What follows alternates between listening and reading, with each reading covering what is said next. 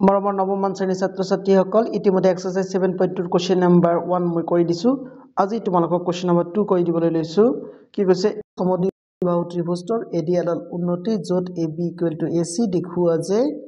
AD এ basic সমদ্বিখণ্ডিত কৰে AD A angle A ক সমদ্বিখণ্ডিত কৰে একেবাৰে সহজ কোৱেশ্চন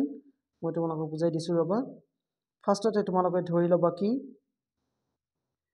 এটা এটা তোমালোকে ত্ৰিভুজ আঁকি ললা নহয়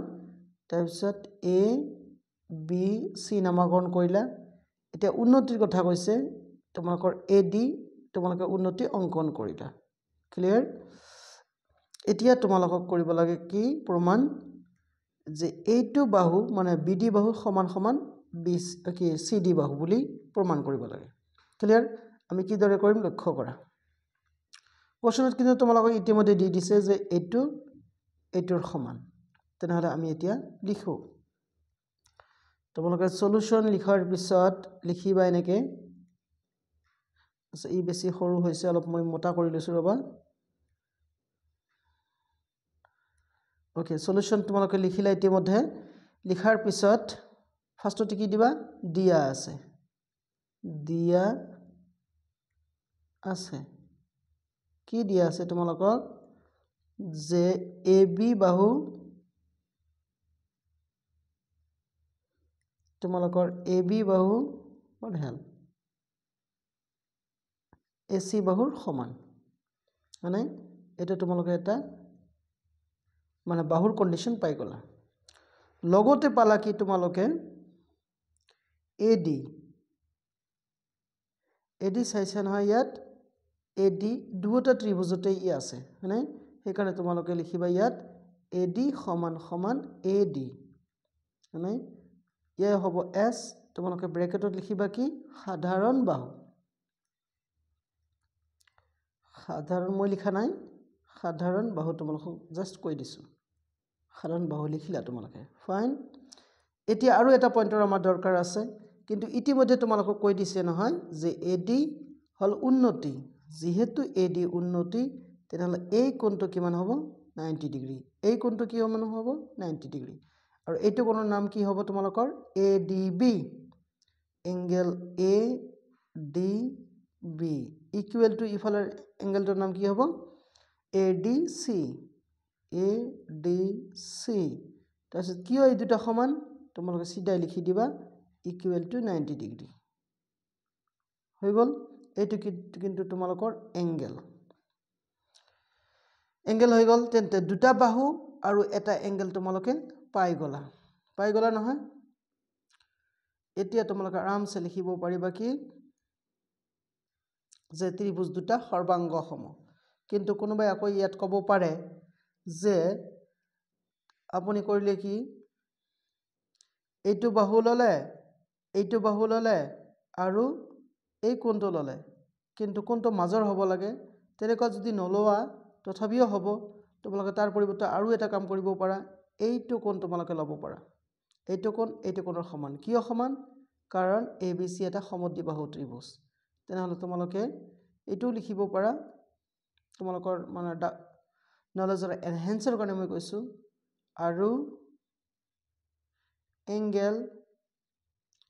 ABD equal to angle ACD বহুত টিচাৰে আকৌ ছুটি আমি কৰে নহয় যেনেকৈ নিলিখাৰ কাৰণে নাম্বাৰ নিদিয়ে সেই ক্ষেত্ৰত তোমালোকে এই পইণ্টটো লিখিব পাৰা লাষ্ট পইণ্টটো লিখি তোমালোকে ইয়াত এংগল দিব পাৰা মানে কিন্তু নকৰিলেও হয় তেনেহলে আমি পাৰলো কি যে এইটো ত্ৰিভুজৰ তিনটা পইণ্ট এইটো ত্ৰিভুজৰ তিনটা পইণ্ট সমান তাৰ মানে তোমালোকৰ ট্ৰায়াঙ্গল therefore তোমালোকে লিখিবা ট্ৰায়াঙ্গল ABD is congruent to triangle কিলিবা ACD তোমালোকে ব্ৰেকেটত লিখিবা কি কন্ডিশনত সাইড এংগল সাইড শৰ্ত মতে বাহু কোণ বাহু শৰ্ত মতে গল নহয় এটা তোমালোকৰ হৈ গল যেহেতু ত্ৰিভুজ দুটা সৰ্বাংগ সম হয় মানে এইটো ত্ৰিভুজ আৰু তোমালোকৰ এইটো ত্ৰিভুজ সৰ্বাংগ সম হল তেনেহলে কি হ'ব আমাৰ BD সমান সমান CD হ'ব লিখিবা implies BD is equal to CD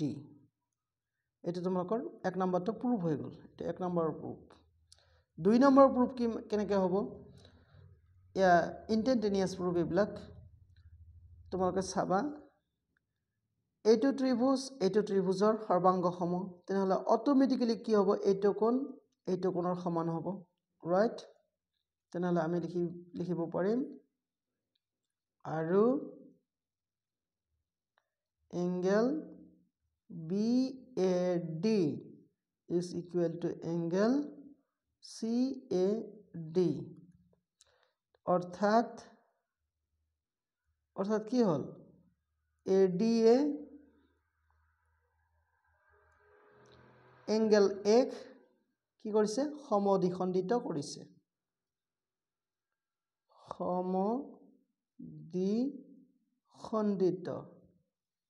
এটা কিন্তু খদে খণ্ডিত কৰিছে হৈ গল তোমালোকৰ প্ৰুফ এই দুটা তোমালোকৰ কন্ডিশন কোশ্চেন আছিল নহয় AD এ angle A সমদ্বিখণ্ডিত কৰিছে হয় এইটো তোমালোকে কিন্তু লিখিবা এইটো 2 নম্বৰ দিবা কিন্তু আশা কৰিছো তোমালোকে ভিডিওটো বুজি পাইছা লাইক কমেন্ট শেয়াৰ কৰিবা আৰু প্লিজ মোৰ চেনেলটো সাবস্ক্ৰাইব কৰিবা আৰু তোমালোকৰ আগন্তুক এনুৱেল এক্সামিনেশনৰ কাৰণে ইম্পৰ্টেন্ট যিমান বিলাক অংক থাকিব সব বিলাক মই ইয়াত ডিসকাস কৰিম সেই কাৰণে তোমালোকে চেনেলত টিউন আপ হৈ থাকিবা থ্যাংক ইউ